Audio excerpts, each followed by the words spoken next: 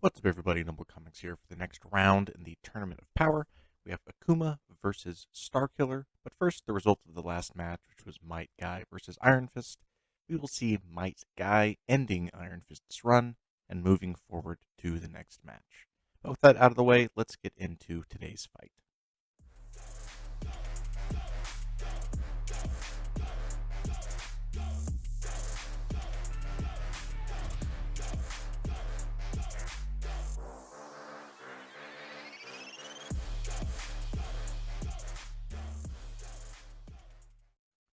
So Akuma versus Starkiller. What a fight. Two very different opponents, very different fighting styles, but both very, very strong.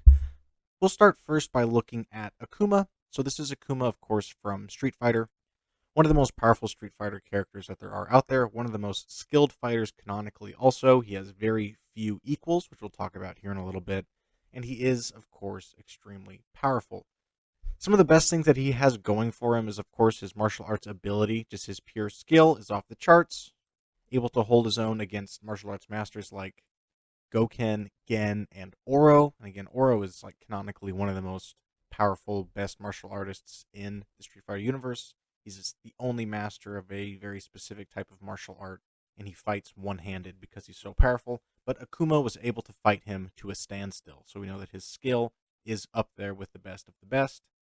He's also incredibly strong. We can see this because of how his hits can send enemies flying, and the crazier stuff that he can do, like destroying an entire island, leveling a forest, destroying a battleship and a submarine while like way deep underwater for some reason.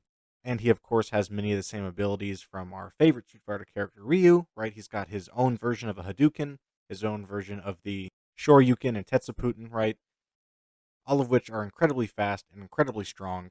And speaking of speed, we know he has insane reaction speed, insane fighting speed. He's able to dodge attacks from, again, people like Ken and Ryu at the same time. Able to dodge an attack from people like Bison whenever the guy is right on top of him. Overall, up close, the dude is just an absolute monster.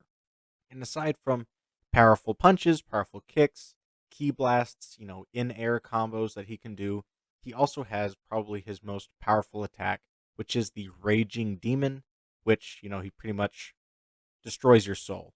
He rushes at you, screen goes dark, there's a bunch of attacks, and then you're dead because this technique that he's using actually attacks your soul. And a big source of his strength comes from like a martial arts style called the Satsu no Hado, which is like demon energy, right? That he's taking advantage of. And this gives him an extreme level of power. And when he fully gives in to the Satsu no Hado, he becomes an even more powerful version of himself called SHIN Akuma, which is just more powerful, right? Everything that he does is even more powerful now. And to the point where he does destroy a meteorite, though it's not exactly clear because of like the game that it was in, if that's canon or not. But we do know that it's a even more powerful form than he already has. Also, some of his moves, like his version of the Hadouken, right, and all that stuff, and some of his attacks, at times have like electrical properties to them, um, which we've seen Ryu do something similar, and also kind of like how some of Ken's moves are like fire enhanced. We've also seen Akuma have some fire enhanced moves also, so it looks like he can probably do both, which would make sense considering his power level. All of this is to say that Akuma is an absolute beast. His martial arts are pretty much unmatched. He's got up close, extremely powerful attacks, again, like shattering islands. He's also got ranged attacks, ranged mid-air attacks. And if he really just needs to end it all, he does have the Raging Demon, which he can whip out, right? So that's what we're dealing with Akuma. Looking over at Starkiller, this is, of course, from the Star Wars universe.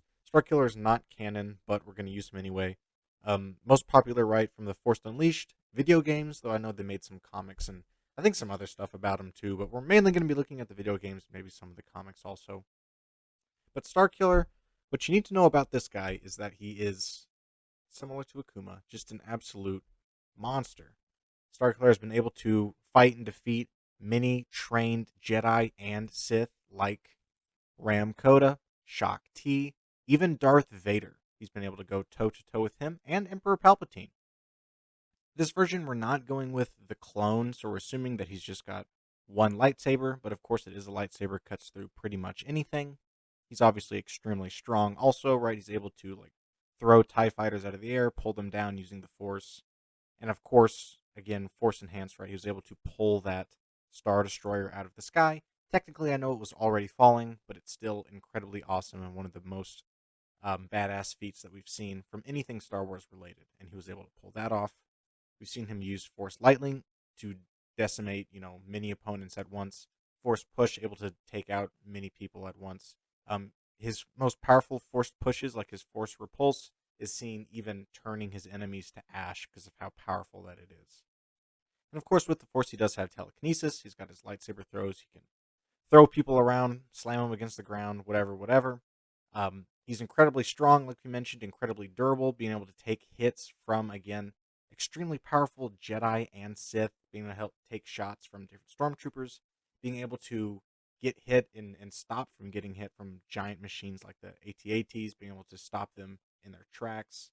He's fought monsters like Rancors, etc., and can pretty much ragdoll anything in his path. He's also incredibly fast. He can dash around, dash in the air. And of course, being Force enhanced, he's fast enough to block and dodge laser fire, block and dodge attacks from other, again, trained Jedi and trained Sith. There isn't much you could put in front of them that he couldn't handle. So if we put these two together, they're fighting each other. How is this going to go? The way that I see it, the longer that this fight is a ranged fight, the worse off Akuma is going to do, obviously. At a distance, we have, with Starkiller, he can throw his lightsaber at him, he can try and Force push him, he's got Force Lightning, and he's just got good old telekinesis.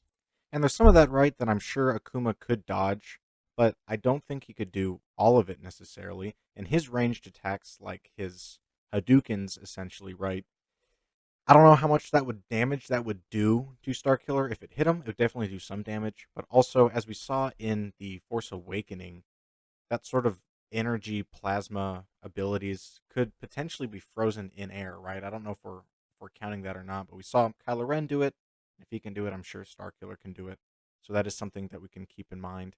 Now, we do have these electrical powered attacks that Akuma can do, but Starkiller was able to survive lightning attacks from Emperor Palpatine, so I'm sure that extra bit of damage is probably not going to seal the deal for Akuma. But Akuma is incredibly fast, and Starkiller isn't the kind of guy to just try and do a ranged fight, so I'm sure that they would meet, close face-to-face to clash. And whenever that happens, I do think that Akuma has an advantage. I think if they get in close and start to tussle, Akuma's martial arts is something that Starkiller doesn't really have an answer for. While he is incredibly skilled in lightsaber fighting, I think actual hand-to-hand martial arts is kind of a different beast. And we've seen the insane combos Akuma can pull off, right? He's going to hit him with like the jumping heavy kick, medium crouching kick into Shoryuken, into the Raging Demon. He's going to hit him with some insane combos, and I don't know how well Starkiller will do against that. I think he'll be able to stay in the ring, right, if it's just hand-to-hand combat, because he is incredibly durable, but there definitely is a limit to that. The lightsaber, obviously, we have to look out for. We're assuming that it could sever limbs from somebody like Akuma, though he is more durable than the average person. So are other Jedi who get limbs cut off all the time. So we're assuming that would happen, but again, with how skilled he is, I don't know if it would happen.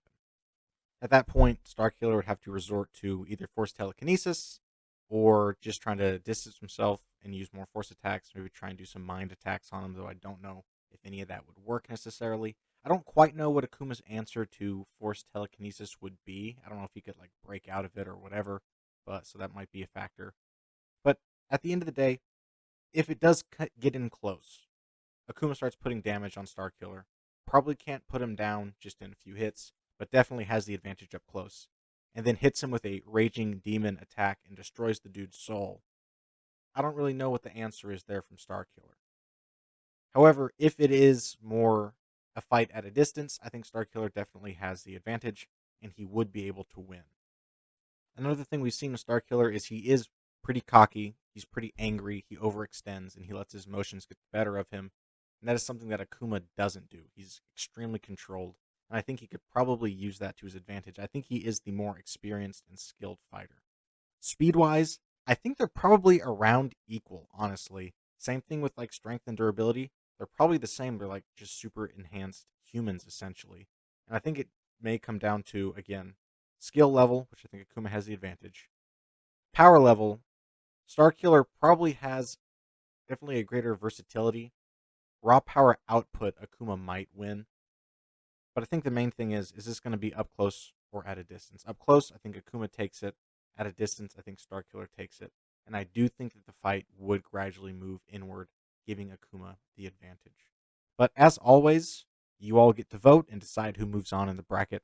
So go ahead, vote over in the communities page, and let me know what you guys think. And I'll see you in the next video.